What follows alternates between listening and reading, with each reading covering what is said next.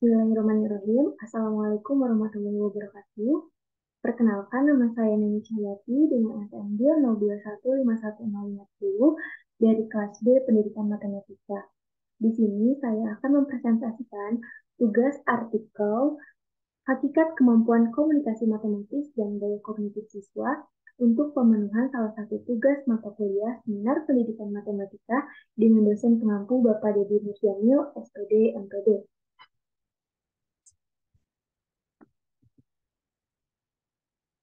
Nah, langsung saja kita ke pembahasan yang pertama, yaitu kemampuan komunikasi matematis.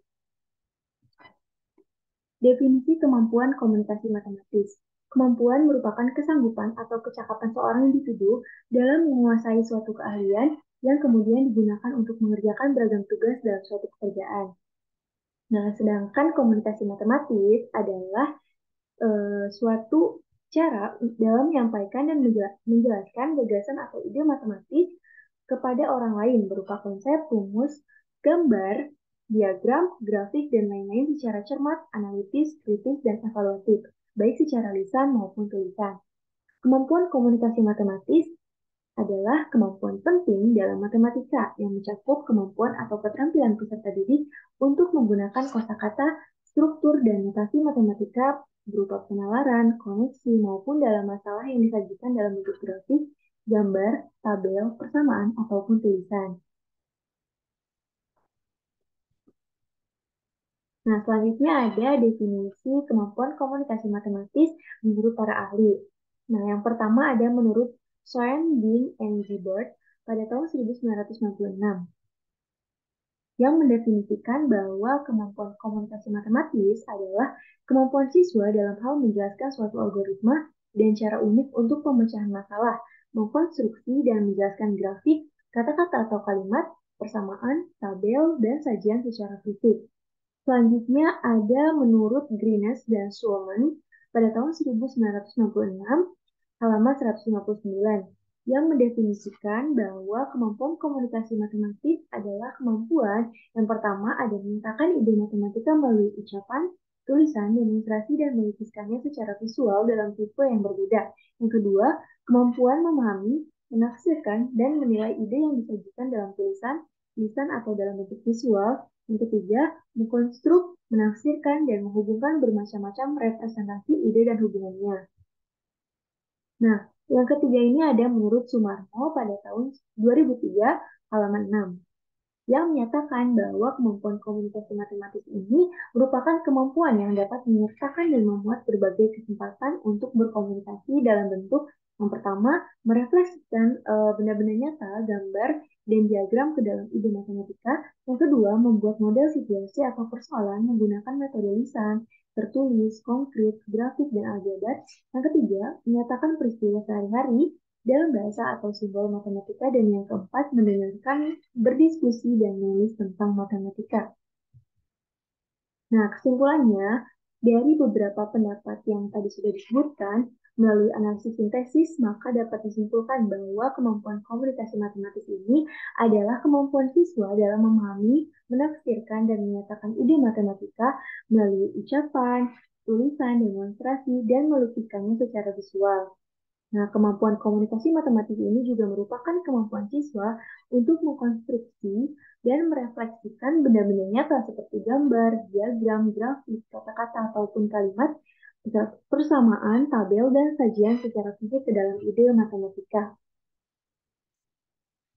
Nah, lalu kemampuan komunikasi matematis adalah kemampuan siswa untuk menyatakan peristiwa sehari-hari dalam bahasa atau simbol matematika, serta dapat membuat model situasi atau persoalan menggunakan metode lisan, tertulis, konkret, grafik, dan aljabar. Nah, dalam kemampuan komunikasi matematis, siswa juga dalam pembelajaran matematika dapat mendengarkan, berdiskusi, dan menulis tentang matematika seperti lambang-lambang, simbol, notasi, dan sebagainya.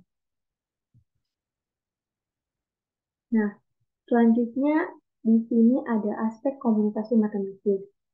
Nah, menurut Kohar pada tahun 2010, terdapat 5 aspek komunikasi matematis, yaitu ada representasi atau representatif, mendengar atau listening, membaca atau reading, diskusi atau discussing, dan menulis writing.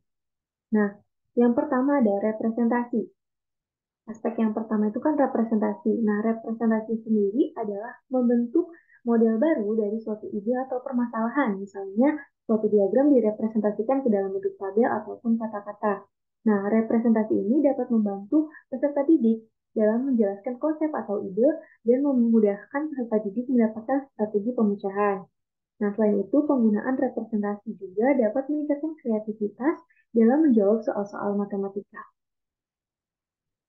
Nah, selanjutnya aspek komunikasi matematika yang aspek komunikasi matematis yang kedua yaitu mendengar. Nah, mendengar itu merupakan aspek penting dalam suatu diskusi. Peserta didik tidak akan mampu memberikan pendapat dengan baik apabila tidak memahami inti diskusi dengan baik. Nah, kemampuan mendengar ini sangat berpengaruh terhadap kemampuan peserta didik gitu ya. Jadi, pentingnya mendengar secara kritis yang juga dapat mendorong peserta didik memikirkan jawaban pertanyaannya sambil mendengar. Kemudian yang ketiga ada aspek membaca. Membaca adalah aktivitas membaca teks secara aktif untuk menjawab pertanyaan yang telah disusun.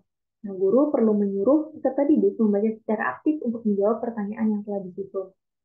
Membaca aktif ini juga berarti bahwa membaca yang difokuskan pada paragraf yang diperkirakan mengandung jawaban relevan dengan pertanyaan tadi. Nah, selanjutnya ada aspek yang keempat yaitu diskusi. Dalam suatu diskusi, peserta didik dapat mengungkapkan ide-idenya yang berkaitan dengan materi yang dipelajari.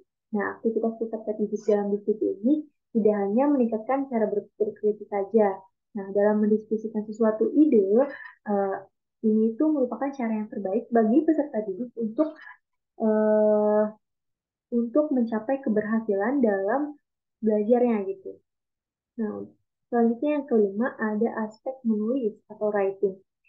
Salah satu kemampuan yang berkontribusi terhadap kemampuan komunikasi matematika adalah menulis.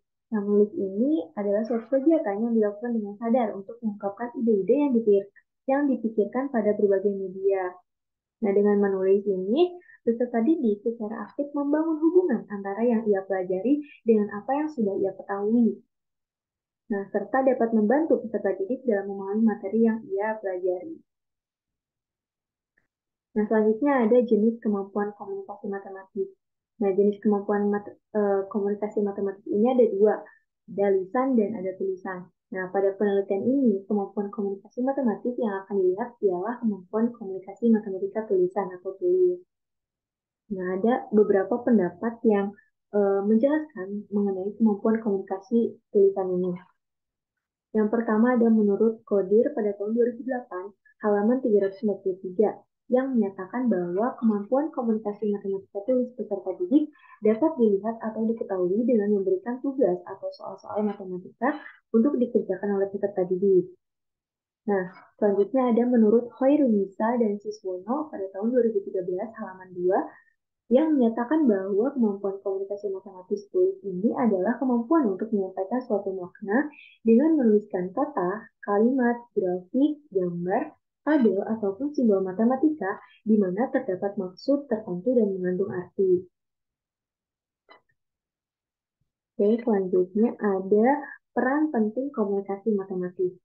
Nah, menurut Asikin dalam Hedriana pada tahun 2018, menyatakan bahwa ada beberapa peran penting komunikasi matematis, yang diantaranya itu adalah yang pertama ada melalui komunikasi, ide matematika dapat digali dalam berbagai perspektif. Yang kedua, mempertajam cara berpikir untuk meningkatkan kemampuan melihat keterkaitan antara konten matematika. Ketiga, untuk mengukur pemahaman matematis. Dan yang keempat, mengkonstruksikan pengetahuan matematika, mengembangkan pemecahan masalah, meningkatkan penalaran, menumbuhkan rasa percaya diri, serta meningkatkan keterampilan sosial, dan yang terakhir, menumbuhkan kemampuan berpikir kritis, rasional, pemecahan masalah, dan keterampilan dalam bersosialisasi melalui writing dan talking. Next. Nah, di sini ada indikator kemampuan komunikasi matematis.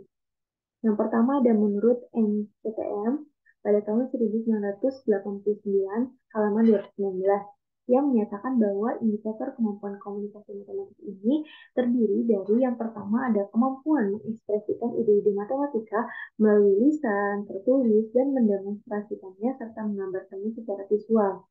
Yang kedua, kemampuan memahami, menginterpretasikan, dan mengevaluasi ide-ide matematika baik secara lisan maupun dalam bentuk visual lainnya. Yang ketiga, kemampuan dalam menggunakan istilah-istilah, notasi-notasi matematika, dan struktur-strukturnya untuk menyajikan ide, menggambarkan hubungan-hubungan, dan model-model situasi. Nah, selain NCTM, ada juga menurut PAN dan kawan-kawan pada tahun 2018 halaman 102 yang menyatakan bahwa indikator kemampuan komunikasi matematik ini terdiri dari yang pertama, ada kemampuan atau kecakapan mengekspresikan suatu ide matematis melalui tulisan dan menggambarkannya secara visual. Yang kedua, kemampuan atau kecakapan peserta didik dalam memahami, menginterpretasikan, dan mengevaluasi ide-ide matematis secara tertulis ataupun dalam bentuk visual lainnya.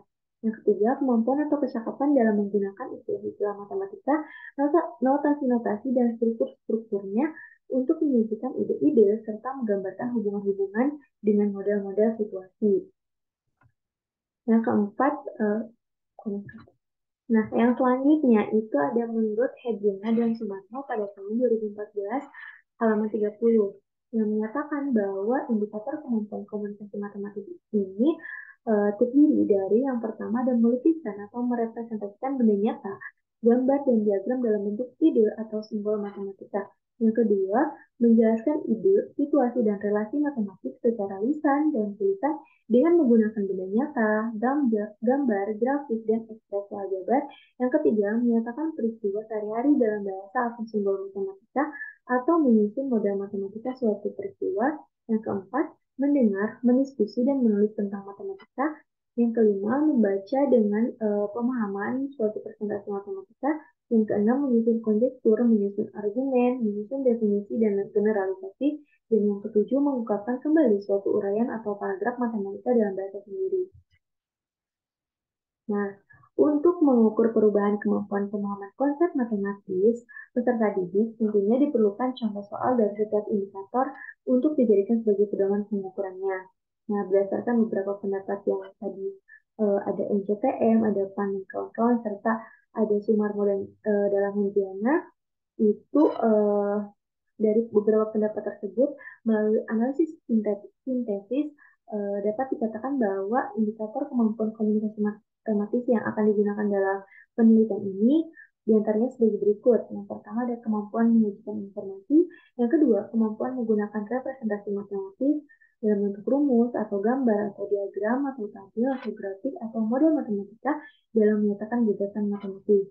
Kemudian yang ketiga, kemampuan menggunakan bahasa matematika, yaitu notasi, ilmiah, lambang, struktur lainnya yang logis dan sistematis dalam proses penyelesaian soal. Nah, untuk indikator yang pertama itu ada kemampuan menyajikan informasi. Pasti kemampuan menyajikan informasi.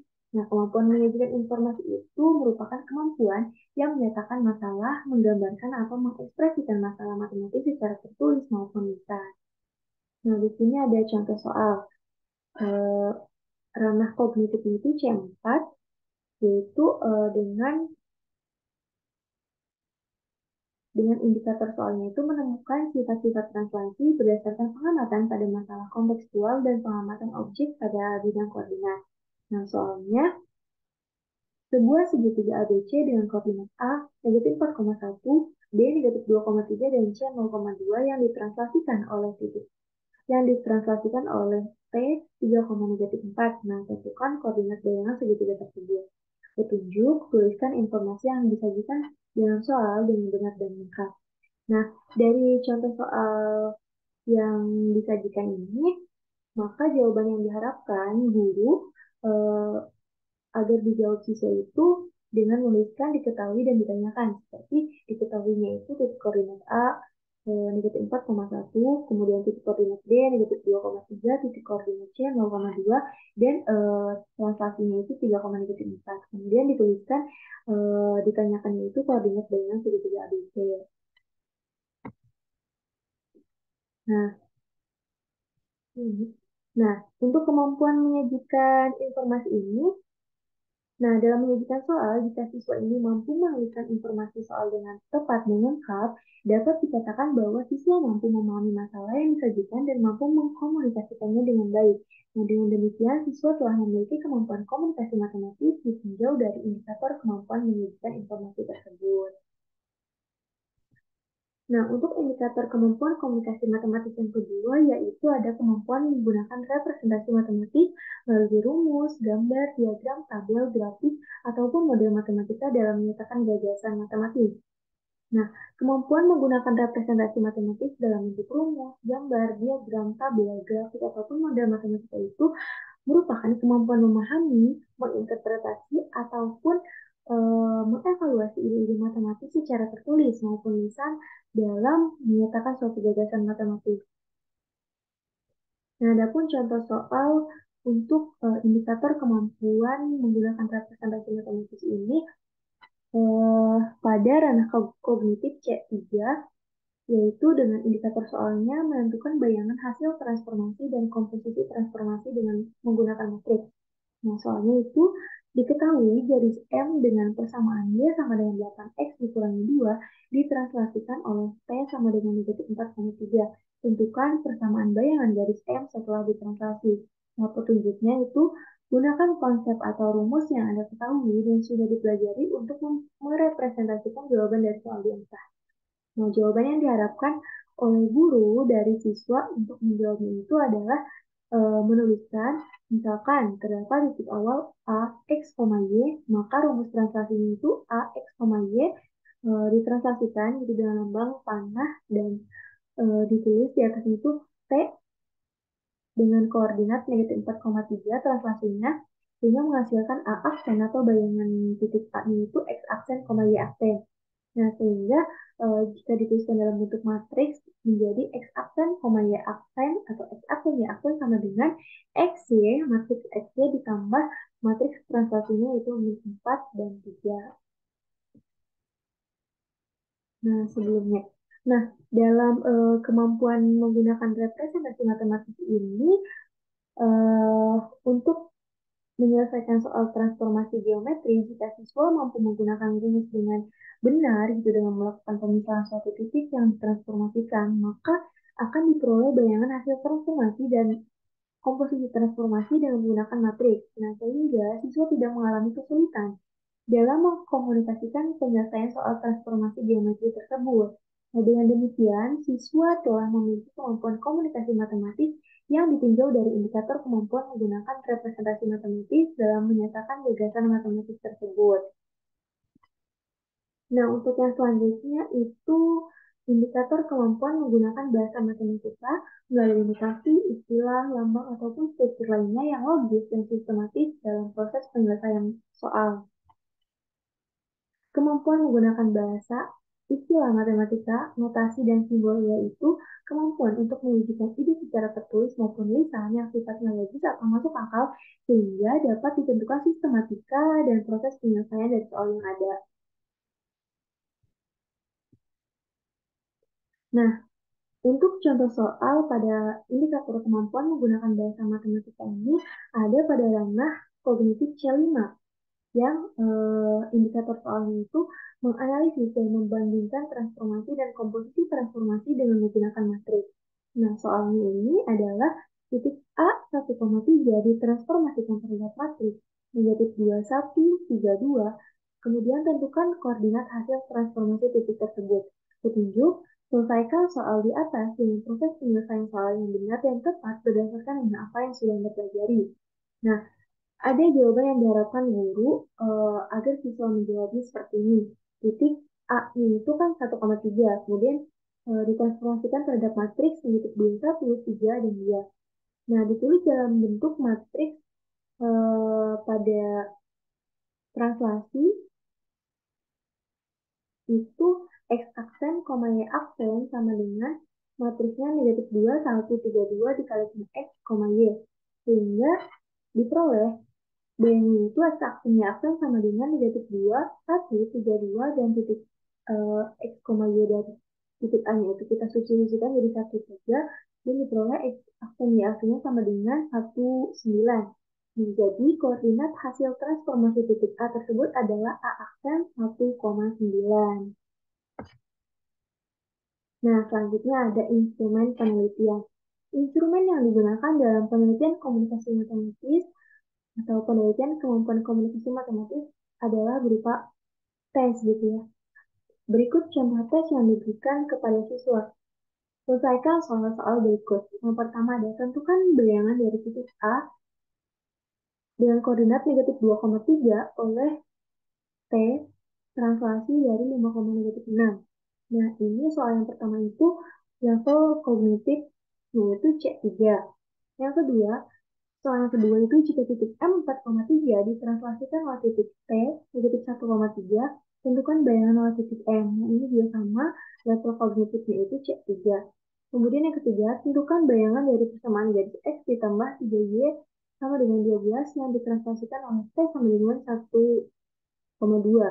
Nah, ini juga sama, level kognitifnya itu berada di C3.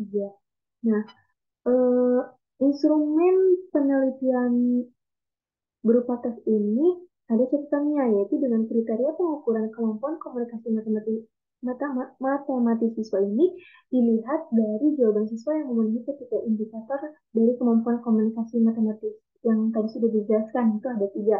Ada kemampuan menyajikan informasi, kemampuan representasi matematis, dan kemampuan menggunakan bahasa matematis. Nah, untuk yang selanjutnya ada gaya kognitif siswa. Definisi gaya kognitif.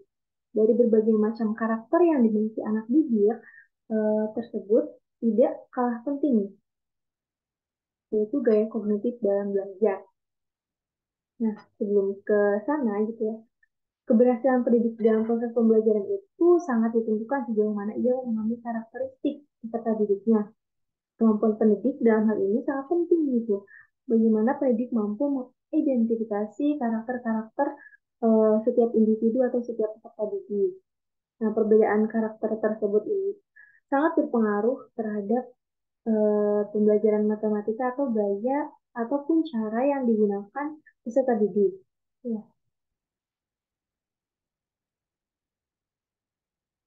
Nah, dari berbagai macam karakter yang dimiliki peserta didik, ini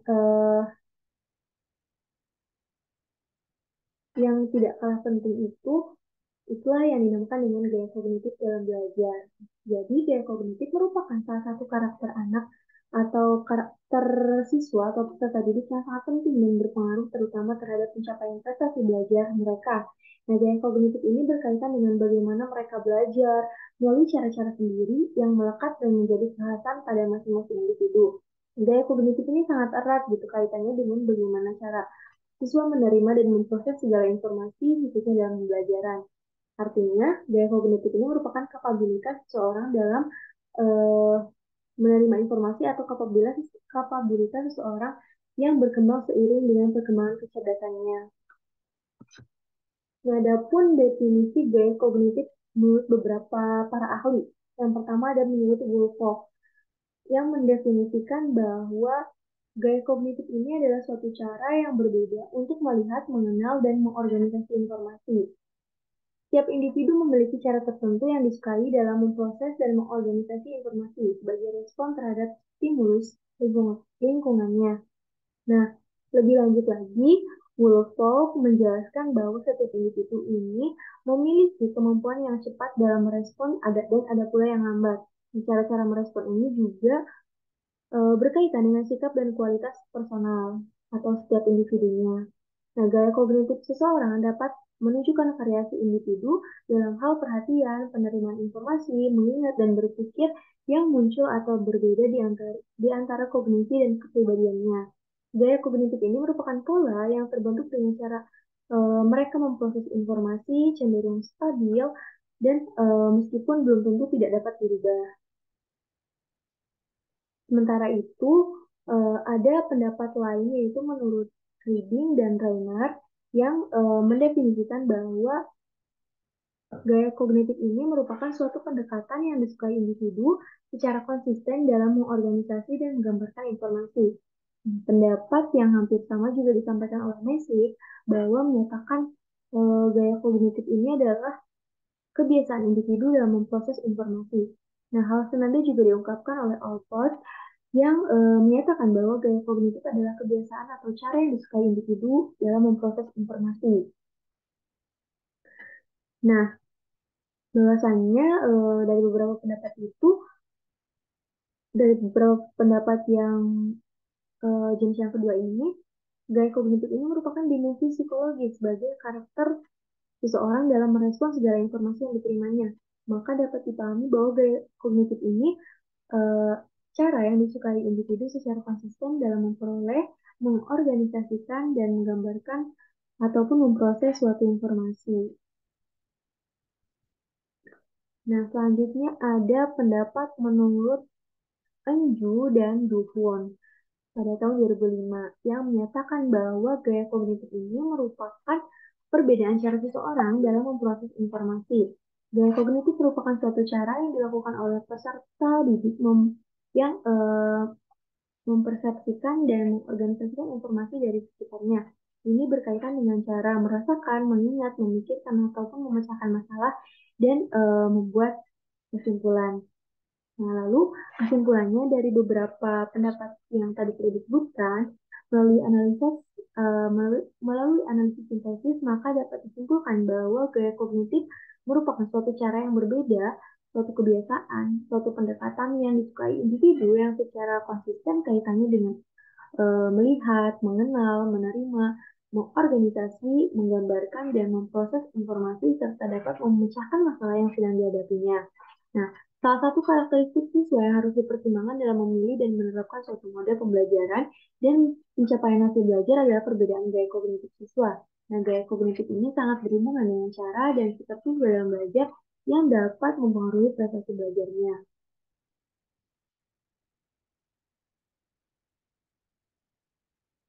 Hmm.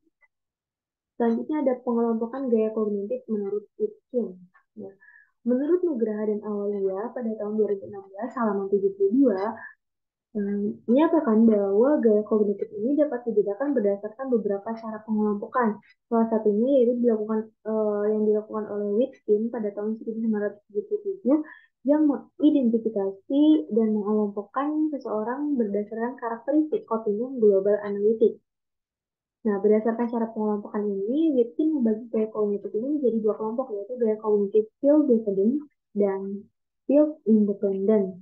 Nah, gaya kognitif ini menjadi salah satu dimensi perbedaan individu yang dilihat dari karakteristik peserta didik dalam menanggapi, menyimpan, berpikir, dan menggunakan informasi untuk menanggapi suatu situs atau berbagai jenis situasi lingkungan. Sehingga dari karakteristik yang ada, seseorang dengan gaya kognitif field independent dan field dependent ini akan memiliki hubungan sosial yang berbeda dalam lingkungannya. Nah, di sini ada perbedaan field independent dan field dependent.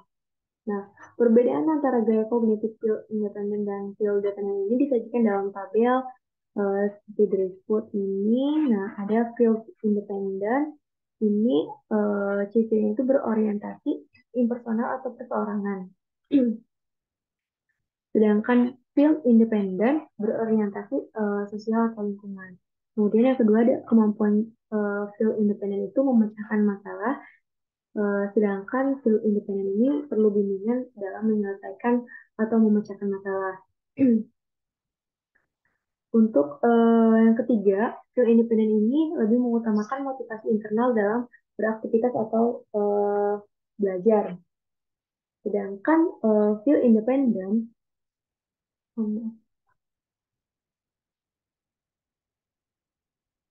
mohon maaf untuk yang tabel sebelah kanan itu field dependent, sedangkan tabel yang sebelah kiri itu field independent. Jadi independen itu yang perseorangan atau yang lebih eh, mandiri gitu ya, lebih individualis. Nah, jadi yang tabel sebelah kanan itu field dependent, sedangkan tabel sebelah kiri itu field independent. Maaf di sini penulisannya salah. Nah, lanjut untuk yang ketiga, itu ada mengutamakan motivasi internal dalam beraktivitas atau belajar ini untuk gaya cognitive field independent. Sedangkan gaya cognitive field dependent itu mengutamakan motivasi eksternal dalam beraktivitas ataupun belajar. Nah, keempat, untuk gaya cognitive field independent itu selektif dalam menjalin hubungan emosional dengan orang lain. Sedangkan untuk gaya cognitive field dependent itu mudah gitu dalam menjalin hubungan emosional dengan orang lain. Nah, untuk yang terakhir itu, perbedaan yang terakhir itu untuk field independent, siswa ini lebih mengutamakan bekerja sendiri dan lebih suka mencoba hal-hal baru tanpa bantuan guru. Sedangkan untuk gaya cognitive field dependent, siswa cenderung menerima pendapat atau pertimbangan dari teman atau guru. Selanjutnya ada tipe gaya kognitif. Nah, tipe gaya kognitif ini ada 4. Menurut pendapat dari Nasution pada tahun 2006 yang menjelaskan ada 4 tipe gaya kognitif dalam proses belajar mengajar. Di antaranya yaitu yang pertama, eh, tipe field dependent FD atau FD gitu, dan field independent atau FI. Yang kedua, tipe impulsif dan reflektif. Yang ketiga, tipe perseptif dan reseptif. Yang keempat, tipe sistematis dan intuitif. Nah, untuk tipe yang pertama ada tipe field dependent FD dan tipe field independent FI. Nah, siswa dengan gaya kognitif field independent atau FI ini cenderung memilih belajarnya individual gitu, individual dan menanggapinya dengan baik dan bebas, tidak bergantung pada orang lain. Sedangkan siswa yang memiliki gaya kognitif field dependent atau FD ini cenderung memilih belajar dengan dalam kelompok dan sesering mungkin berinteraksi dengan siswa lain atau guru yang memerlukan ganjaran ataupun penguatan yang bersifatnya ekstrinsik. Nah, kemudian ada yang tipe yang kedua itu impulsif dan reflektif. Nah, tipe ini merupakan gaya kognitif yang didasarkan atas perbedaan konseptual tempo, yaitu perbedaan gaya kognitif yang berdasarkan atas waktu yang digunakan untuk merespons suatu stimulus. Orang yang memiliki gaya kognitif impulsif itu menggunakan alternatif secara singkat dan cepat untuk menyeleksi sesuatu. Mereka menggunakan waktu sangat cepat dalam merespon, tetapi cenderung membuat kesalahan sebab mereka tidak memanfaatkan semua alternatifnya. Nah, sedangkan orang yang mempunyai gaya kognitif refleksif ini sangat berhati-hati gitu sebelum merespon sesuatu. Jadi dia mempertimbangkan secara eh, hati-hati dan memanfaatkan semua alternatif yang ada. Nah, waktu yang digunakan ini relatif lama dan dalam respon gitu untuk orang-orang yang mempunyai gaya kognitif refleksif. Sehingga kesalahan yang dibuatnya itu relatif kecil. Ini menurut pendapat Rahman pada tahun 2008 halaman 161. Selanjutnya yang ketiga ada tipe gaya kognitif perseptif dan reseptif. Nah, siswa yang perseptif dalam mengumpulkan informasi mencoba mengadakan organisasi dalam hal-hal yang diterimanya. Ia menyaring informasi yang masuk dan memperhatikan hubungan-hubungan di antaranya. Siswa yang reseptif ini lebih eh, Nah, sedangkan siswa yang reseptif ini lebih memperhatikan detail atau perincian informasi yang tidak berusaha untuk menghubungkan informasi yang satu dengan yang lainnya. Nah, untuk yang keempat itu ada tipe sistematis dan intuitif. Nah, siswa yang sistematis ini mencoba melihat struktur suatu masalah dan bekerja sistematis dengan data atau informasi untuk memecahkan suatu persoalan. Sedangkan siswa yang intuitif itu langsung mengemukakan jawaban tertentu tanpa menggunakan informasi sistematis. Nah, di sini ada karakteristik guru dan siswa dengan ditinjau dari dimensi field independent atau FI dan field dependent atau FD. Yang pertama ada tingkah laku guru. Nah, guru yang field dependent atau FD ini menunjukkan pengajaran dan belajarnya itu lebih baik dengan melalui diskusi-diskusi di kelas gitu. Kemudian guru yang field independent ini memperkenalkan topik-topik serta mengikuti jawaban-jawaban siswa yang cenderung untuk memberikan pertanyaan-pertanyaan yang terarah. Kemudian yang ketiga ada guru yang field independent ini lebih kritis terhadap jawaban-jawaban siswa. Nah, untuk yang selanjutnya itu ada tingkah laku siswa. Siswa dengan field independent ini bekerja secara independen atau bekerja secara individualis gitu. Nah, yang kedua, siswa field dependent ini eh, dalam memberikan jawaban ini bergantung pada pujian yang diberikan oleh guru gitu. Jadi, melalui interaksi dengan siswa field dependent atau FD, guru memiliki banyak kesempatan untuk mempengaruhi eh, belajar dan tingkah laku siswa.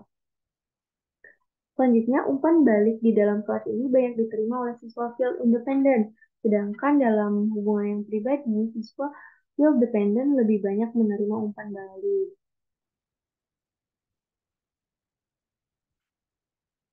Selanjutnya ada indikator gaya kognitif siswa. Nah, gaya kognitif tadi kan berdasarkan pendapat Wittin gitu ya, Wittin yang membedakan dua jenis gaya kognitif yang terdiri dari field independent atau FI dan field dependent atau FD. Nah, maka dari hal tersebut dalam indikator gaya kognitif siswa juga yang akan digunakan dalam penelitian ini terbagi menjadi dua variabel yakni field independent atau FI dan field dependent. Nah, untuk indikator gaya kognitif siswa FI atau field independent. Nah, yang pertama adalah memiliki kemampuan menganalisis untuk memisahkan objek dari lingkungan sekitar, sehingga persepsinya tidak terpengaruh bila lingkungannya mengalami perubahan. Contoh pernyataannya itu ada pada ranah afektif A3. Contohnya itu saya memisahkan objek dari lingkungan sekitarnya sehingga persepsi saya tidak terpengaruh apabila lingkungannya berubah. Yang kedua, mempunyai kemampuan mengorganisasikan objek-objek yang belum terorganisir dan mereorganisir objek-objek yang sudah terorganisir. Contoh pernyataan itu ada pada ranah afektif A4 yang menyatakan saya mampu mengatur objek-objek yang belum terletak. Untuk indikator yang ketiga yaitu cenderung kurang sensitif dengan menjaga jarak dengan orang lain dan individualistis. Contoh pernyataannya itu ada pada ranah afektif A1, yaitu saya cenderung mandiri dalam tindakan saya.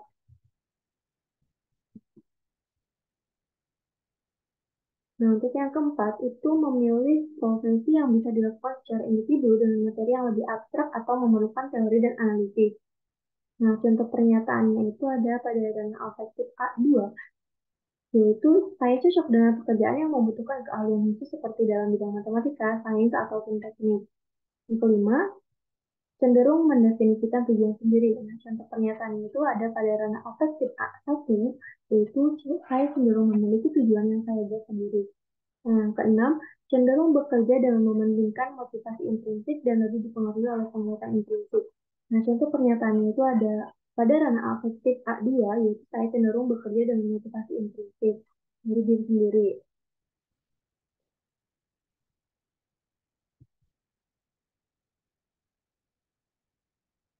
Nah, selanjutnya ada indikator gaya kognitif siswa pada field dependent. Nah, ini juga mohon maaf ya, ada kesalahan penulisan yang harusnya FD. Nah, yang pertama ada cenderung berpikir global, memandang objek sebagai satu kesatuan dengan lingkungannya, sehingga persepsinya mudah terpengaruh oleh perubahan lingkungannya. Nah, contoh pernyataannya itu ada pada ranah afektif A3, yaitu saya memandang tubuh saya sebagai satu kesatuan. Nah, kemudian yang kedua, cenderung menerima struktur yang sudah ada karena kurang memiliki kemampuan merestrukturisasi. Nah, contoh pernyataannya itu ada pada ranah afektif A4, yaitu saya cenderung menerima tatanan atau aturan yang sudah ada. Kemudian, indikator yang ketiga itu cenderung memiliki orientasi sosial sehingga tampak baik hati, ramah, bijaksana, baik budi, dan penuh kasih sayang terhadap individu lain. Nah, contoh pernyataan itu ada pada ranah afektif A1, yaitu saya memiliki orientasi sosial yaitu perhatian terhadap orang lain. Kemudian yang keempat, ada indikator cenderung memilih profesi yang menekankan pada keterampilan sosial. Contoh pernyataannya itu ada pada ranah afektif A2, yaitu saya cocok untuk bekerja dalam bidang bimbingan dan konseling, pendidikan, atau sosial. Nah, yang kelima ada cenderung mengikuti tujuan yang sudah ada. Contoh pernyataannya itu ada pada ranah afektif A1, yaitu saya mementingkan hubungan dengan orang lain. Yang keenam, cenderung bekerja dengan mengutamakan motivasi eksternal dan lebih tertarik pada pengenalan eksternal berupa hadiah, pujian, ataupun dorongan dari orang lain. Contoh pernyataannya itu ada pada ranah afektif A2, yaitu saya lebih termotivasi apabila prestasi saya diberi nilai. Nah, untuk yang selanjutnya ada instrumen penelitian. Instrumen yang digunakan pada penelitian ini, pada penelitian tentang gaya kognitif siswa, itu berupa angket. Nah, angket ini dikembangkan dalam beberapa bentuk pernyataan. Skala gaya kognitif ini disusun berdasarkan skala Likert yang terdiri dari serangkaian pernyataan positif dan negatif dengan pilihan respons sangat setuju atau SS, setuju S, netral N, tidak setuju PS, dan sangat tidak setuju SPS. Nah, dalam beberapa kasus pilihan jawaban, jawaban netral ini dapat ditiadakan menurut pendapat Sumarmo pada tahun 2013 dan tahun 2004.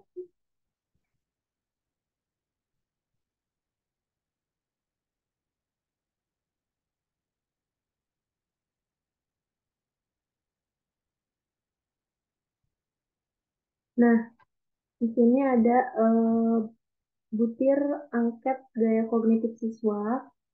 Yang pertama itu ada nomor, di sini ada kolom nomor, ada kolom pernyataannya, dan ini ada skala Likert-nya itu sangat setuju, setuju, netral, tidak setuju, dan sangat tidak setuju. Kemudian ada eh, indikator kemampuan, indikator gaya kognitif siswanya. Kemudian di sini ada variabel.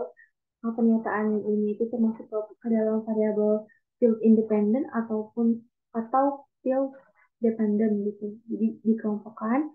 Kemudian di sini juga ada level afektifnya itu ada A3, A4, A1, A2, A1. Nah, di sini ada instrumen penelitian ini kan berupa angket atau butir-butir angket ini terdiri dari beberapa pernyataan, yaitu sebanyak 12 pernyataan yang saya buat. Mungkin sekian yang dapat saya sampaikan. Mohon maaf apabila terdapat banyak kesalahan. Terima kasih. Wassalamualaikum warahmatullahi wabarakatuh.